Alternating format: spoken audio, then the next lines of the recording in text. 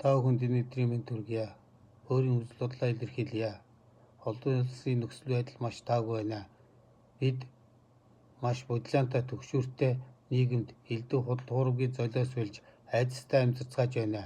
Бидний амьдарч байгаа нийгмийн загварыг ардчилсан ном санаачилд ардын нам хэрэгжүүлдэг. Ингэж манан бүлгэлд үүсэж энэ нь улс төрчдийн хулгай луур хуйлдааны шилдэг загвар болжээ. Тодруулбал эрх баригч намын удирдах зөвлөл нь хэнийг хаана ямар албан тушаал суулгаж хэрхэн яаж хулгайлж луурдах вэ гэдгийг чиглүүлж төрийн албанд хулгайчаа барьж өгдөг хулгайчийн дэглэм үйлчилж улмаар улс оронд олигарх бүлгэлний дарангуулал тогтжээ.